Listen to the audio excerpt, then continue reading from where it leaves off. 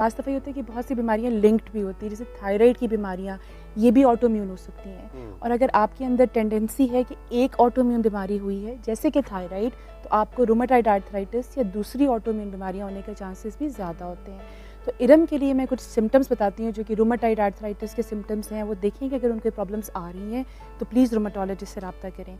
जो rheumatoid arthritis है start होता है, जैसे मैं कहा, फीमेल्स में अर्ली एज में हाथों के छोटे जोड़, ये जो छोटे जोड़ होते हैं, कलाइयाँ, एल्बोज़, यहाँ से आपका स्टार्ट होता है।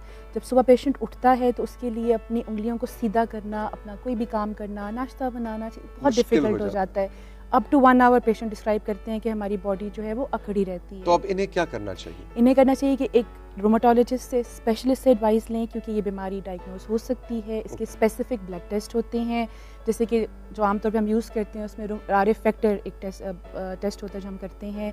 उसके अलावा पेशेंट को देखना बहुत ज़रूरी है कि पेशेंट में क्या सिम्टम्स आ रहे हैं। और इसका इलाज, मतलब ये क्योरेबल डिजीज़ है या ये लाइफ लॉन्ग डिजीज़ है जिसको सिर्फ मैनेज करना है? लेकिन इसका जवाब बहुत ऑनेस्टी से मुझे देना पड़ेगा। मैं कोई ऐसे फॉल्स होप्स पेशेंट्स को ऐसे नहीं बता सकती। ये बीमारियां क्योरेबल नहीं हैं। दैट मीन्स कि इनका इलाज अभी तक पूरी दुनिया में डिस्कवर नहीं हुआ। इसको सिर्फ मैनेज करना इसको हम लेकिन दवाइयों से बहुत अच्छा मैनेज कर सकते हैं। हमारे पास बहुत सी लेटेस्ट दवाइयाँ आ चुकी हैं और पाकिस्तान में भी अवेलेबल हैं, जो कि बाहर के ममालिक में, पहले जैसे मैं इंग्लैंड में थी, अपनी ट्रेनिंग वहाँ करी थी, हम वहाँ यूज़ करते थे और हम यहाँ पे भी अब वो दवाइयाँ इस्तेमाल कर रहे हैं। तो थोड़ा सा इरम को मैं हाँ जी बिल्कुल इरम को थोड़ा सा मैं बता दूं कि इसका अगर खुदा न खास्ता आपका डायग्नोस होता है रूमेटॉइड आर्थराइटिस, तो प्लीज़ पेशेंट्स जो है ना बड़े होपलेस हो जाते हैं। ऐसे नहीं कीजिएगा। ट्रीटमेंट बिल्कुल पॉसिबल है। जैसे मैंने कहा, दवाइयाँ हैं, इसमें हम स्टेरॉइड्स का इस्तेमाल भी करते हैं लेकिन थोड़े अरसे के लिए। इसके अलावा कुछ मेडिसिन हैं, देन इंजेक्शंस जिनकी मैं बात कर रही थी, जो नए इंजेक्शंस आ चुके हैं, बायोलॉजिक्स। अच्छा जी, एक सवाल आया है अमरीन नौमान, जरा साथ साथ बताइएगा। एज 49, अमरीन नौमान, एज 45, और क्या कह रहे हैं, क्या कह रही हैं? 5.3 हाइट है, हैंड एल्बो में पेन रहता है। अगेन बिल्कुल ऐसे ही लग रहा है कि जैसे कि कुछ आर्थराइटिस या रूमेटॉइड आर्थराइटिस की तरफ जा रहे हैं, लेकिन उससे पहले मेक श्योर करें कि आपकी बॉडी हेल्दी है, आपको कोई कैल्शियम या विटामिन डी की डेफिशिएंसी नहीं है। एक और मैं क्लिनिकल सिनेरियो जो देख रही हूँ ना, वो ये है कि पेशेंट्स को शदीद विटामिन डी की डेफिशिएंसी होती है। ब्लड टेस्ट करवाएं तो उनका विटामिन डी 3 या 4 यानी कि ना होने के बराबर होता है। वो जाते हैं जी डॉक्टर के पास या मेडिकल स्पेशलिस्ट के पास, जी हमारे छोटे जोड़ों में दर्द हो रही है, वो उनको आर्थराइटिस या रूमेटॉइड आर्थराइटिस की मेडिसिन पे स्टार्ट कर देते हैं। तो प्लीज़ इनके लिए मेरा मैसेज ये है कि आप देख लीजिएगा कि आपका विटामिन डी, कैल्शियम एडिक्वेट है। अगर उसके बावजूद भी सिम्टम्स आ रहे हैं तो प्लीज़ फिर आप रूमेटोलॉजिस्ट से रब्ता करें। अच्छा जी, इसके बाद अब मुझे कंट्रोल रूम से डॉक्टर सादिया बताया जा रहा है कि वो इतने ज़्यादा सवाल हैं, एक पूरा पूरे जैसे वो शहद की मक्खियों का अटैक हो जाता है ना, तो आप कहते हो मैं किधर जाऊं। तो इस वक्त ब्रेकफास्ट एट होम हमारा जो फेसबुक पेज है उस पर बहुत ज़्यादा सवाल आ रहे हैं, पाकिस्तान से भी और पाकिस्तान से बाहर से भी। लेकिन जनरली जो हमारे कोऑर्डिनेटर्स बैठे हैं वो कह रहे हैं उसका लुब्बे लुबाबी है। ज़ाहिर है सबका अलग अलग नाम लेके हम सवाल नहीं कर सकते, लेकिन मेजॉरिटी ऑफ क्वेश्चंस का जो थीम है वो यही है, वालिदा, घुटनों का दर्द, जोड़ों का दर्द, चलने में दुश्वारी, हाय हाय खत्म हो गए, बस दी एंड हो गया, हुण मैं की करा, ये वाला पूरा लुब्बे लुबाब है।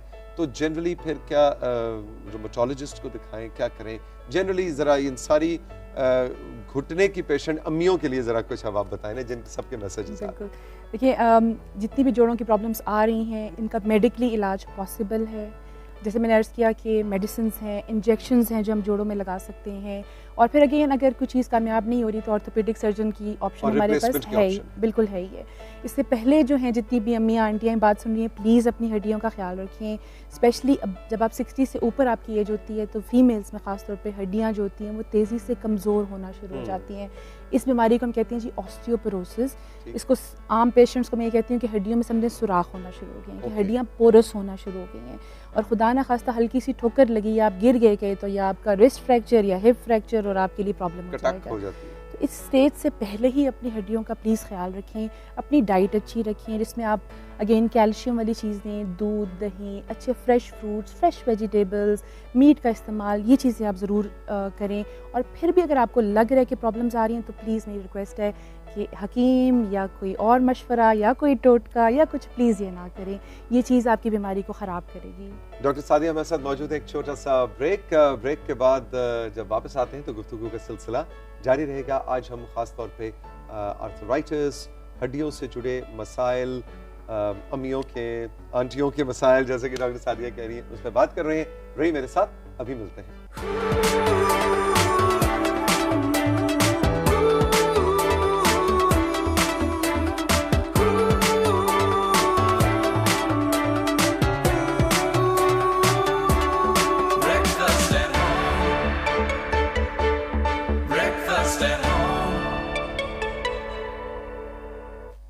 ब्रेकफास्ट एट होम के सेट्स पे डॉक्टर सादिया रियाज मौजूद है हमारे साथ, जो कि हैं रूमेटोलॉजिस्ट, यानी कि हड्डियों की डॉक्टर। आसान लफ्जों में, है ना जी, आसान रखते हैं।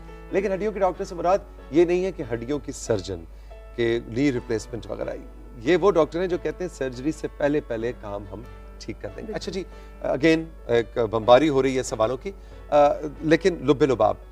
एक तो सवाल जो बहुत ज़्यादा 2-3 अहबाब ने किया है, वो ये कि ज़्यादा अभी तक की गुफ्तगू ख़वातीन स्पेसिफिक है, तो लग रहा है सिर्फ ख़वातीन की।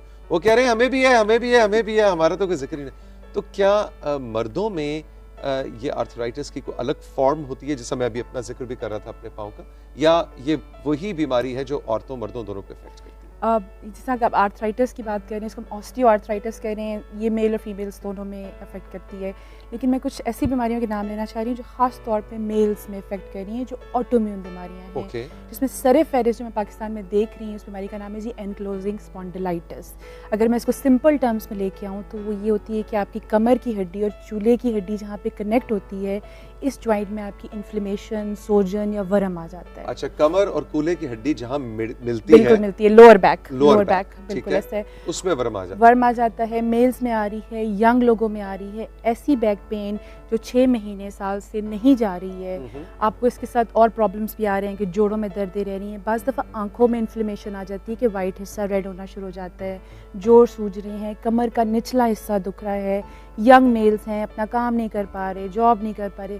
प्लीज़ मैं ये रिक्वेस्ट है कि रूमेटोलॉजिस्ट से ज़रूर चेक कराएं और पता कराएं कि ये इन्फ्लेमेटरी बैक पेन या एनक्लोजिंग स्पॉन्डिलाइटिस की तरफ तो नहीं जा रही हैं। क्योंकि बीमारी जैसे जैसे बढ़ती है, फिर कमर में झुकाव आना शुरू हो जाता है और प्रॉब्लम्स आना शुरू हो जाती हैं। ऑटोइम्यून बीमारी है, अगेन इसको ट्रीटेबल है, दवाइयों से इसको हम क्योर कर सकते हैं। और लेकिन यंग मेल्स में फैमिलीज़ में रन करें तो सीख साहब आप यकीन करें, मेरे पास 4 भाइयों की एक फैमिली और चारों को ये प्रॉब्लम है। मेरा अपना पर्सनल ख्याल है कि हमारे इस इलाके में, इस सब कॉन्टिनेंट के खित्ते में ये बीमारियां बहुत ज़्यादा देखी जा रही हैं। अच्छा, एक और चीज़, एक और सवाल आया है कि जो आपने बताया कि इंजेक्शन घुटने में लग जाता है, ये कितने अरसे तक कारआमद रहता है, यानी इसका असर कितने अरसे तक? इसका रिस्पॉन्स डिपेंड करता है फ्रॉम पेशेंट टू पेशेंट। साल में हम 3 से ज़्यादा इंजेक्शन जो हैं वो नहीं लगा सकते। कुछ पेशेंट्स जो होते हैं वो आते हैं, लगाते हैं, 6 महीने साल उनके गुजर जाते हैं, कुछ में 2-3 महीने गुजरते हैं। तो डिपेंड करता है कि पेशेंट का अपना रिस्पॉन्स कैसा है, एंड उसके साथ वो बाकी एहतियाती तदाबीर कर रहे हैं कि नहीं कर रहे, जैसे कि वेट लॉस, जैसे कि फिजियोथेरेपी, बाकी जो हम कुछ मेडिसिन वगैरह उनको दे रहे होते हैं वो भी साथ लेना ज़रूरी होती हैं।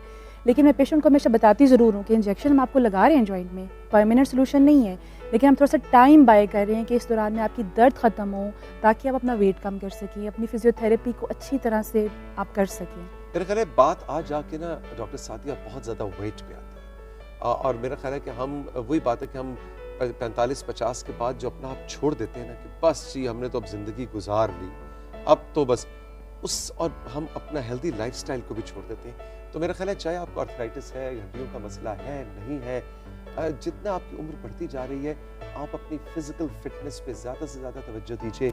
अपनी diet, you are what you eat, आप जो खाते हैं वही बन जाते हैं, बिल्कुल ऐसे ही है। तो इन चीज़ों का ख्याल रखना बहुत ज़रूरी है, वॉक करनी बहुत ज़रूरी है, और सबसे बड़ी बात ये कि इस कॉन्सेप्ट को ज़हन से निकालना ज़रूरी है कि बाप दादा को था तो मुझे भी होगा।